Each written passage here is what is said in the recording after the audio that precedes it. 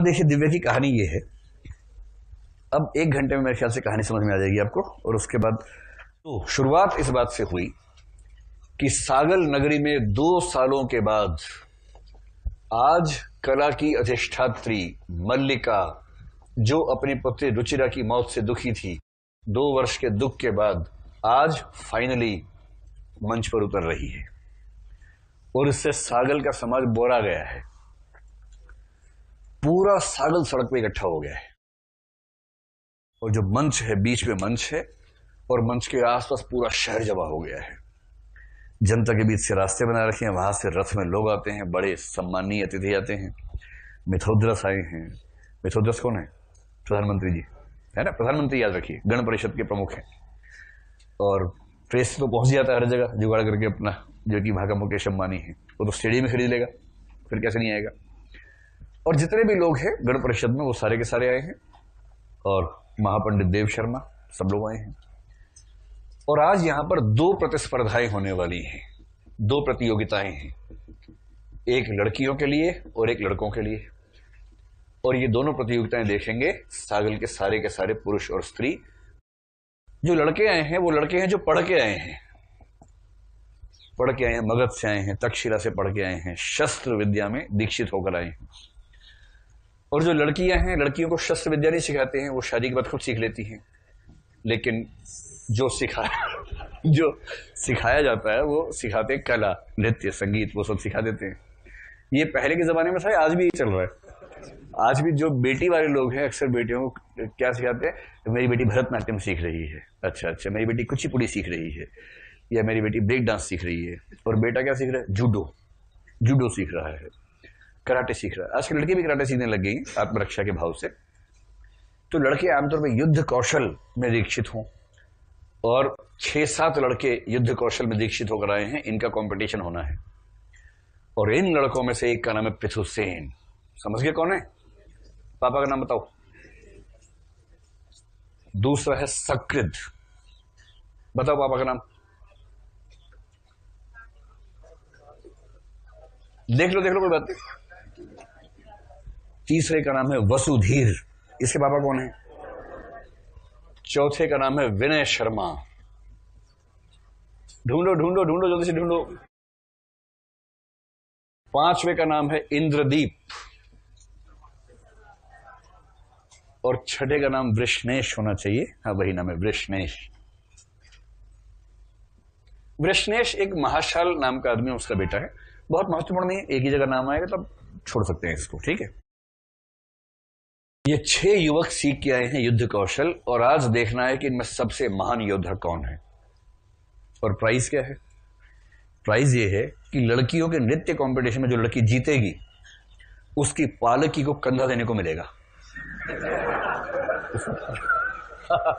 लड़के लोग हमेशा से अपने आप को अंडर एस्टिमेट करते हैं, इसीलिए जो सबसे बड़ा सैनिक साबित होगा वो कंधा देगा पालकी को, जिसमें बैठेगी वो लड़की जो अच्छा डांस करती है। तो पुरुष लोग हमेशा से इसी तरह के रहे हैं, इसी को अपनी अचीवमेंट मानते हैं। और ये सब जान दिए हुए एकदम कि हम पालकी को कंधा देंगे, हम कंधा देंगे पालकी को। तो एकदम झगड़ा चल रहा है। तो इनको एक निश्चित समय दिया गया, सबको तलवार दी गई अपने हाथ में कि तलवार से कौशल देखना है। और कहा है कि आप ये मान के कि बाकी 5 आपके शत्रु हैं, इस तरह से अपनी तलवारें चलाओ कि आप 5 को कंट्रोल कर रहे हैं। बस ध्यान रखना कि किसी की भी तलवार किसी भी व्यक्ति को टच नहीं होनी चाहिए। हमारा स्पर्श तक ठीक है हल्का सा, लेकिन उसके आगे नहीं जाना चाहिए। बस जैसे ही टच होगा हम मान लेंगे कि आपने अपना आक्रमण कर दिया, उसके आगे आप नहीं बढ़ेंगे। ये ना हो कि युद्ध के बाद बचा ही नहीं कोई, सारे मर गए, तलवारें चल गई ठीक से। तो ये नियम है। उसके बाद कुछ सेकंड तक, कुछ मिनट तक युद्ध कौशल का परीक्षण हुआ। सागल की जनता स्तब्ध है। क्या तलवारें चलाते हैं, क्या तलवारें भांजते हैं बच्चे लोग। और उसके बाद अंत में पूछा गया कि सर जजमेंट किया जाए। और जजमेंट करने के लिए कौन व्यक्ति जजमेंट करेगा इसमें? मिथोद्रस, जो कि वहां का गण परिषद का प्रमुख है। तो बूढ़ा व्यक्ति है। मिथोद्रस ने गण परिषद से बातचीत की। हाँ भाई, आपको कौन लगा? इनमें से सबके पापा भी सक्रिय हैं कि हमारा बेटा ठीक रहना चाहिए। मतलब दबाव तो रहता ही है ना कि कौन किस घर का व्यक्ति है। अंत में फैसला ये आया, मतलब मिथोद्रस ने फैसला दिया पूरे सागल साम्राज्य के सामने कि ये 4 तो निकम्मे हैं। ठीक ठाक है, मतलब बहुत अच्छे नहीं है, ठीक है। सबसे अच्छा वैसे तो पृथुसेन था, लेकिन इसने एक बेवकूफी कर दी। इसने बिना बात के बाईं ओर, जहां कोई था ही नहीं, वहां भी तलवार चला रहा था ऐसे ऐसे। क्या जरूरत थी भाई? तो युद्ध में यह भी तो मैटर करता है कि आपने कितनी एफिशिएंसी के साथ अपनी एनर्जी को कंज्यूम किया, वेस्ट किया, यूज किया। तो यद्यपि पृथुसेन सबसे योग्य प्रतीत होता है, किंतु चूंकि उसने अपनी बहुत सारी ऊर्जा का अपव्यय किया बाईं ओर, जहां शत्रु नहीं था वहां प्रहार करके, इसलिए ऊर्जा के अपव्यय के हिसाब से हमें लगता है कि उसको कुछ सीखना बाकी है। और इस वजह से सकृत को सर्वश्रेष्ठ योद्धा का दर्जा दिया जाता है। अब सकृत वर्ण व्यवस्था के समर्थक परिवार का बेटा है। तो वर्ण व्यवस्था के जो 3 समर्थक परिवार हैं, एक ये है, एक वसुधीर के पापा प्रवर्धन है, एक इंद्रदीप। इन तीनों के पापा इस मूड में रहते हैं कि मेरा नहीं तेरा सही, लेकिन हम में से किसी का होना चाहिए। ये अंडरस्टैंडिंग सबके बीच में है। तो लोग खुश हो गए, तालियां बजी, गड़ागड़ तालियां बज रही है। आम आदमी ताली बजाता है बेचारा। कुछ निर्णय हुआ, तालियां, धमाकेदार तालियां बज रही हैं। जब तालियां शांत हो गई तो पृथुसेन ने कहा कि मैं मिथोद्रस जी से, यानी कि मैं मध्य गणराज्य के गण संवाहक मिथोद्रस जी से कुछ निवेदन करना चाहता हूं। अब आप दिमाग मत लगाना कि उसकी आवाज बिना माइक के वहां तक कैसे गई होगी, ये सब नहीं सोचना है। हजारों लाखों लोगों तक आवाज कैसे पहुंची होगी, ऐसा दिमाग मत लगाइएगा। बस मान लीजिए कि पहुंच गई। कला ऐसी चलती है ना, कुछ आपको प्रिजम्पशंस लेके चलने पड़ते हैं। पूरा मतलब पूरा सागल सन्न रह गया कि ये क्या हुआ। तो मिथोद्रस ने कहा, हाँ वत्स, कहो क्या कहना है। पृथुसेन ने कहा कि मैं निवेदन करना चाहता हूं कि मैंने बाईं और अपनी शक्ति का अपव्यय नहीं किया। मैंने युद्ध कौशल में सीखा है कि कई बार शत्रु भेष बदल के खड़ा होता है। वहां एक कदली स्तंभ था और मैं ये मान के चल रहा था कि वो छठा शत्रु भेष बदल के खड़ा है, मैंने इसलिए उस पर भी हमले किए हैं। और यदि आप अनुमति दें तो मैं कुछ दिखाना चाहता हूं। बोले, हाँ दिखाओ। उसने जाके कदली स्तंभ को हल्का सा हाथ लगाया, वो टुकड़े टुकड़े होकर नीचे गिर गया। फिर जनता ने क्या किया होगा? वाह, अरे तालियां पीट दी जनता ने, क्या बात है, छोरा बड़ा स्मार्ट है। तो हम तो सोच भी नहीं किए थे कितना सोचेगा, लेकिन देखिए जनता ने तालियां पीट पीट के बेहाल कर दिया। तो मिथोद्रस ने कहा, मेरे निर्णय में भूल थी, मैं अपना निर्णय सुधारना चाहता हूं। पृथुसेन ही सागल का सर्वश्रेष्ठ योद्धा है। अब इससे सकृत के पापा तो चुप रहे, वसुधीर के पापा उठ खड़े हुए, प्रवर्धन, क्योंकि अंदर ही अंदर सांठगांठ है। आचार्य प्रवर्धन ने खड़े होकर पूछा, मैं जानना चाहता हूं कि क्या एक बार निर्णय सुनाने के बाद गण परिषद के प्रमुख अपना निर्णय बदल सकते हैं? जैसे भी सुप्रीम कोर्ट में चल रहा राफेल के मामले में, क्या एक बार निर्णय में भूल हो जाए तो सुप्रीम कोर्ट अपना निर्णय बदल सकता है या नहीं बदल सकता है? बदल सकता है, संविधान में लिखा है बदल सकता है। तो मिथोद्रस ने कहा, अच्छा ये बात है। उसने गण परिषद से कहा, देखिए, और जनता से भी कहा, ऐसे में जनता को इन्वॉल्व कर लेते हैं ना तो गण परिषद दबाव में आ जाती है कि देखिए मेरी उम्र ज्यादा हो गई, मुझे दिखता विखता कम है, इतना ध्यान से मैं देख नहीं पाया, मेरी अक्षमता का नुकसान किसी योग्य व्यक्ति को क्यों भुगतना पड़े। तो मैं समाज से और गण परिषद से निवेदन करता हूं कि मुझे अपनी भूल सुधारने का मौका दिया जाए। सब चुप, खाली मुंडियां हिला हिला के कह रहे हैं कि हाँ ठीक है ठीक है ठीक है। फिर उसने कहा, मैं गण परिषद का प्रमुख मिथोद्रस, गण परिषद के प्रमुख की दृष्टि से किए गए फैसले में गण परिषद के प्रमुख की हैसियत से ही संशोधन करते हुए घोषित करता हूं कि पृथुसेन सागल का सर्वश्रेष्ठ योद्धा है। फिर जनता ने क्या किया? फिर तालियां, दरादन तालियां बजी, लोग मस्त हो गए।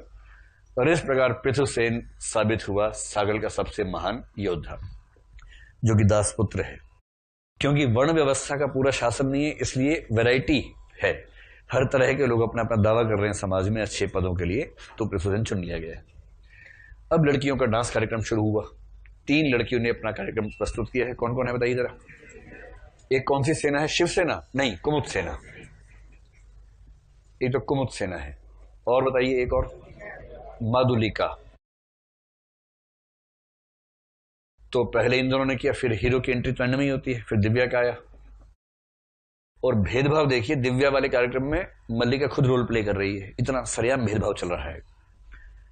अगर उस कार्यक्रम में वो जो टीचर है खुद ही पार्टिसिपेट कर रही है, तो भरोसा कैसे जमेगा। बहरहाल माधुलिका ने एक नृत्य किया जिसका नाम था अभिसारिका की यात्रा, और कुमुद सेना का नृत्य है उर्वशी का प्रणय निवेदन, लेकिन इनसे कोई नहीं पूछ रहा इनको।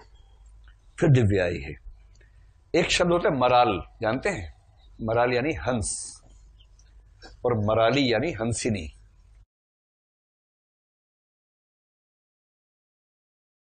तो मराली का आत्मसमर्पण या आत्मनिवेदन, क्या नाम था? मराली का आत्मसमर्पण ही है। इस नाम से एक नृत्य नाटिका प्रस्तुत की दिव्या ने। तो एक स्टोरी बेस्ड नाटिका है जिसमें डायलॉग्स नहीं होते हैं, लेकिन केवल अभिनय से सारी बात समझ में आती है। तो हंसिनी है, एक हंस से प्रेम करती है, राजहंस से प्रेम करती है। तो ऋतु है, ये जो पशु पक्षी हैं, वो जो सावन का समय होता है, ऋतु होती है, उस समय उनके बीच में प्रेम की भूख बहुत जाग जाती है।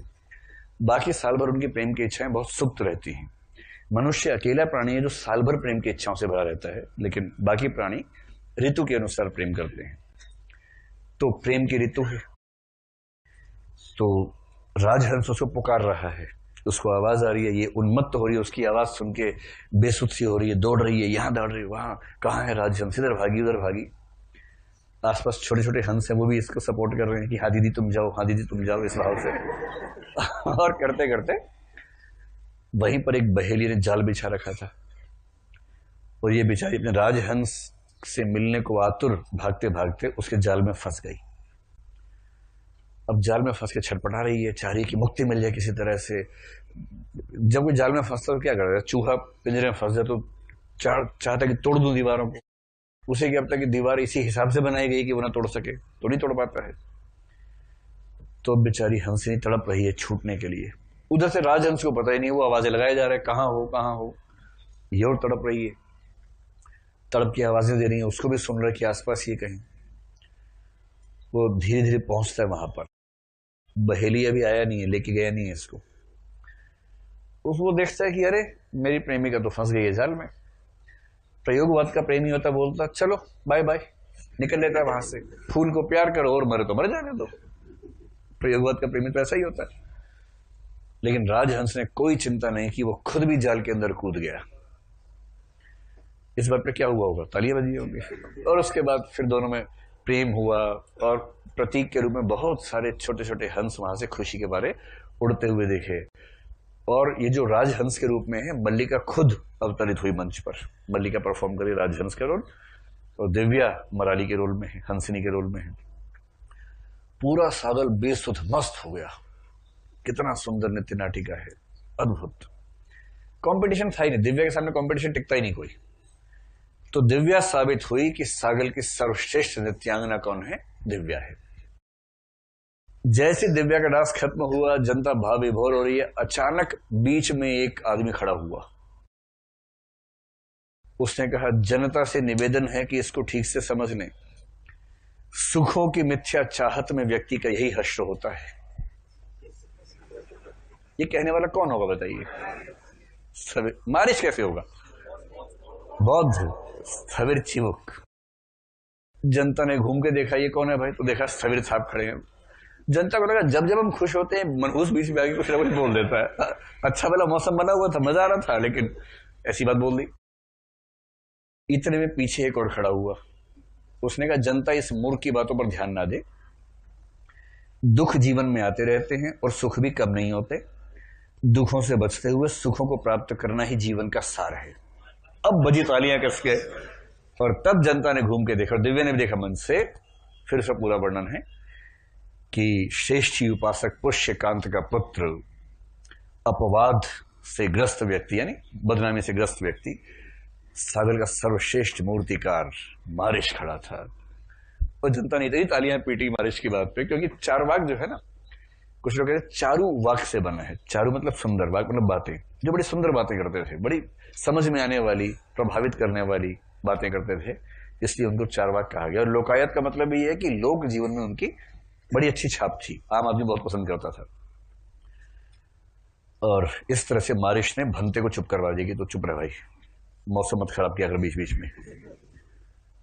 तो बीच में ये एंट्री दिखा दी है, पहले अंक में एंट्री दिखा दी कि ये लोग आएंगे, बार बार बीच में मारी छोड़ी।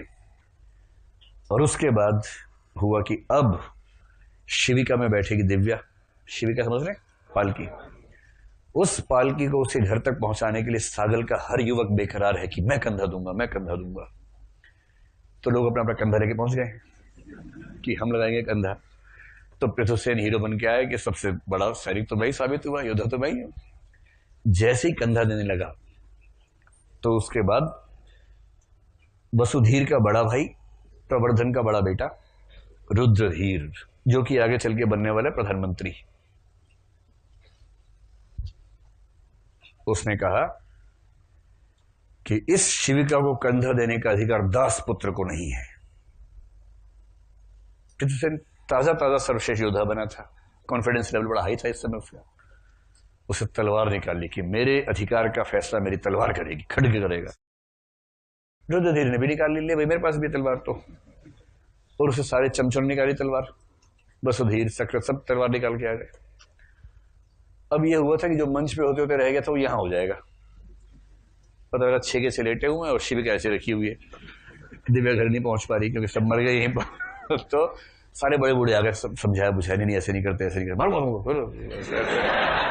ऐसे ऐसे करके जैसे बड़े बूढ़े करते हैं ऐसे टाइम पे सबको समझाया बुझाया और पृथुसेन को समझाया कि भैया इतना हीरो मत बनो, कोई बात नहीं, बाद में देख लेंगे, जाओ भी जाओ। और पालकी को वर्णाश्रम धर्म के जो ब्राह्मण और क्षत्रिय लोग हैं कंधा दे के ले गए। दासपुत्र पृथुसेन वहीं रह गया। और जब सब चले गए वो अकेला वहीं बैठा हुआ और सोच रहा है कि ये तो मेरे जन्म का अपराध है, जन्म के अपराध का परिमार्जन कैसे करूं। शस्त्र की, धन की, विद्या की कोई भी ताकत मेरे जन्म को नहीं बदल सकती, क्योंकि जन्म तो जो हो गया सो हो गया। एकदम खोलता हुआ खून उसका है, जैसे कोई शेर है जो बदला लेने को आतुर है। उस मोमेंट पे पहला अंक इस उपन्यास का समाप्त होता है, पहला हिस्सा समाप्त होता है। कहानी समझ में आ रही है आप लोगों को यहां तक? इसके बाद पृथुसेन ने सोचा कि नहीं, न्याय तो मैं लेके रहूंगा चाहे जो हो जाए। और वो चला गया धर्मस्थ देव शर्मा के घर। धर्मस्थ देव शर्मा के घर में ऐसा हो रहा था, ज्ञान का खूब चर्चा रहती है वहां, क्योंकि धर्मस्थ देव शर्मा बहुत बैलेंस वाले आदमी है, बातें सुनते हैं, चीफ जस्टिस है ना, तो बहुत बैलेंस के साथ काम करते हैं। उनके घर में कुछ छटे हुए लोग हैं जो बहुत रूढ़िवादी है, जैसे विष्णु शर्मा है, विनय शर्मा अभी ग्रो कर रहा है उसी रास्ते पर, प्रबुद्ध शर्मा थोड़ा समझदार आदमी है, और चारवाक मारिश भी उस घर में आता रहता है। मारिश से जब बातें होती है विष्णु शर्मा खुद खोल जाता है, लेकिन प्रबुद्ध शर्मा सुनता है उसकी बात को, लॉजिकली उसकी बात को रिस्पॉन्स भी देता है। दिव्या भी वो सब बातें सुनते उसको बड़ा मजा आता है जब ज्ञान की बातें चलती हैं। और ज्ञान की बातें ऐसी होती हैं कि उस समय वहां के युवक भी अपने आसपास की दासियों को देखना भूल जाते हैं, सिर्फ ज्ञान की चर्चाओं में खो जाते हैं, ऐसा वर्णन आता है। यहां तक कि वहां के तोते जो हैं, तोते भी ज्ञान चर्चा करते हैं। कोई आए, एक आध श्लोक तो तोता ही सुना देता है उसको। कोई आया कि मैं न्यायमूर्ति से मिलना चाहता हूँ, एक श्लोक खट से मारा तोता ने, जिसका मतलब है चिंता मत करो, न्याय की देहरी पर आ गए हो, न्याय अवश्य मिलेगा, तनाव मत लो, आप सही पते पर आ गए हैं। तोते भी इतने दीक्षित है उस घर में। तो गया है पृथुसेन, बाहर रिसेप्शन काउंटर पे उसने कहा कि मुझे चीफ जस्टिस जी से मिलना है। तो परिवार की मर्यादा है कि जब कोई गेस्ट आए, वो भी ठीक ठाक स्तर का गेस्ट आए, तो घर के लोग जाके उसकी अभ्यर्थना करें, उसका ठीक से रिसीव करें, उसको पानी वानी पिलाएं, पान वानी खिलाएं, मिठाई खिलाएं, ये सब करें। तो आदेश हुआ दिव्या को कि भाई देखो पृथुसेन जी आए हैं, आप जाके उनकी अभ्यर्थना कीजिए, बातचीत कीजिए। इस बात से विष्णु शर्मा को बहुत आपत्ति है, दास पुत्र की अभ्यर्थना मेरी पोती करेगी। वो हमेशा इसी मूड में रहता है, वो कभी नॉर्मल होता ही नहीं है। प्रबुद्ध शर्मा कह रहे तो क्या हो गया, दासपुत्र क्या है, इतना बड़ा अमीर आदमी, इतना अच्छा योद्धा है, तो उसमें क्या दिक्कत है? कह रहे ये तुम तय करोगे, कैसे से आदमी बड़ा होता है? ये कौन बोल रहा होगा इस तरह से? विष्णु शर्मा साक्षात विष्णु का अवतार है, हमेशा गुस्से में रहता है यहां पर। तो दिव्या गई, अभ्यर्थना की हालचाल पूछा, बताया। दिव्या को भी रोमांस तो हो ही आया था कि उसके नाम पर इतने युद्ध हो रहे हैं, अच्छा तो लगता ही है। अगर किसी नहीं लगता होगा, सिंपल साइकोलॉजी क्या कहती है, अगर किसी के नाम पे युद्ध हो रहे हो तो उसको अच्छा लगेगा या बुरा लगेगा? मतलब युद्ध खतरनाक मोड़ पे जाए तब तनाव हो जाता है, अलग बात है, लेकिन केवल इस एहसास से कि मेरे लिए युद्ध हो रहे हैं अच्छी फीलिंग तो आती है, चाहे वो कोई पुरुष हो चाहे स्त्री हो। मतलब पुरुषों को यह सौभाग्य आमतौर पर मिलता नहीं, अलग बात है, लेकिन अगर मिल जाए तो खुशी तो होती है।